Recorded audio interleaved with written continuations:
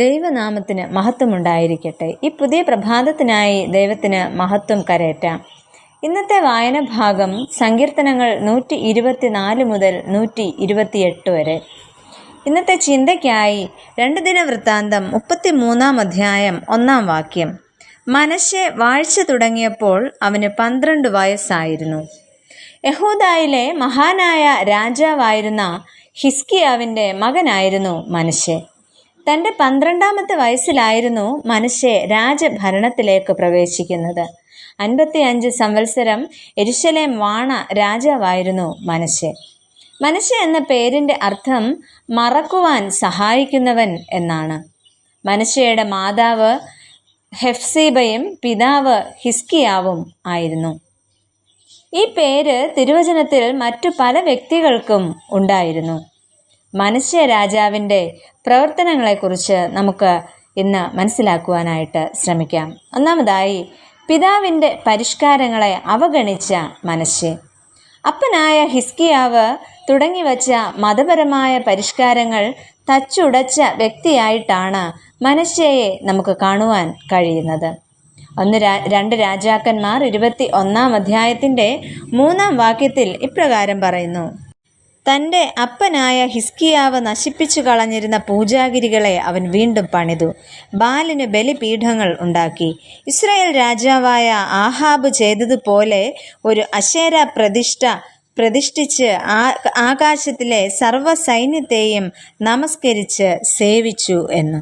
മാത്രമല്ല, ഇസ്രായേൽ മക്കളുടെ മുമ്പിൽ നിന്ന് നീക്കിക്കളഞ്ഞ ജാതികളുടെ മ്ലേച്ഛതകൾക്കൊത്തവണ്ണം അവൻ യഹോവയ്ക്ക് അനിഷ്ടമായുള്ളത് ചെയ്തു.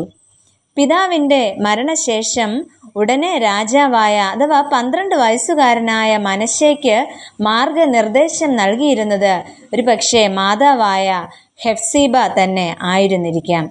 ഏതായാലും ദൈവകൽപ്പനയ്ക്ക് വിധേയപ്പെടുവാൻ മനശ്ശെ രാജാവിന് സാധിക്കുന്നില്ല.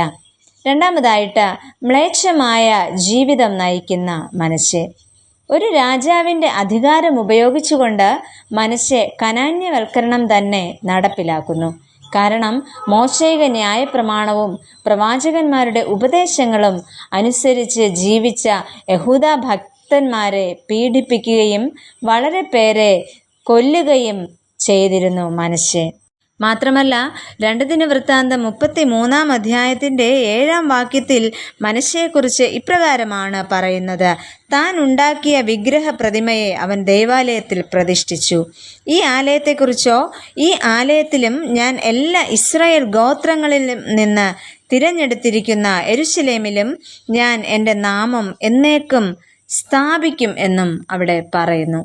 എന്നാൽ മനശ്ശെയുടെ അവസാന നാളുകളെക്കുറിച്ച് പറയുന്നത് ഇപ്രകാരമാണ്: അശ്ശൂർ രാജാവിൻ്റെ സേനാപതിമാർ വന്നിട്ട് മനശ്ശെയെ കൊളുത്തുകളാൽ പിടിച്ച് ചങ്ങലയിട്ട് ബാബേലിലേക്ക് കൊണ്ടുപോയി.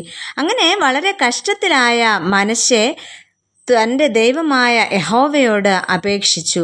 തൻ്റെ പിതാക്കന്മാരുടെ ദൈവത്തിൻ്റെ മുമ്പിൽ തന്നെത്താൻ ഏറ്റവും താഴ്ത്തി അവനോട് പ്രാർത്ഥിച്ചു എന്ന് അവിടെ പറയുന്നുണ്ട്. എന്നാൽ അവൻ്റെ പ്രാർത്ഥന കൈക്കൊണ്ട് അവൻ്റെ യാചന കേട്ട് അവനെ വീണ്ടും യെരുശലേമിൽ അവൻ്റെ രാജത്വത്തിന് തിരിച്ചു വരുത്തി. അതിനുശേഷം മനശ്ശെയ്ക്ക് വളരെ വലിയ ഒരു ബോധ്യമുണ്ടാകുന്നു. യഹോവ തന്നെ ദൈവം എന്ന് മനശ്ശെയ്ക്ക് ഒരു വലിയ തിരിച്ചറിവ്, ഒരു വലിയ ബോധ്യം അവിടെ ഉണ്ടാവുകയാണ് ചെയ്യുന്നത്. പ്രിയമുള്ളവരെ, നമ്മുടെ കഴിഞ്ഞകാല ജീവിതങ്ങളെ നമുക്ക് ഒന്ന് വിലയിരുത്താം. സുഖദുഃഖ സമ്മിശ്രമായ അനുഭവത്തിലൂടെ കടന്നുപോയ നമ്മെ ദൈവം പല ഇടങ്ങളിൽ നിന്നും വീണ്ടെടുത്തു. എന്നാൽ പലപ്പോഴും ആ ദൈവത്തെ നമ്മൾ മറന്നു പോകുന്നവരായിട്ട് തീർന്നു പോയിട്ടുണ്ട്. നമ്മുടെ കുറവുകളെ ദൈവസന്നിധിയിലേക്ക് നമുക്ക് ഏറ്റുപറയാം, നമുക്ക് പ്രാർത്ഥിക്കാം. പ്രിയ കർത്താവേ, യഹോവ തന്നെ ദൈവം എന്ന് മനസ്സിലാക്കിക്കൊണ്ട് ഈ ലോകത്തിൽ ജീവിപ്പാൻ ഞങ്ങളെയും സഹായിക്കണമേ. ആമേൻ.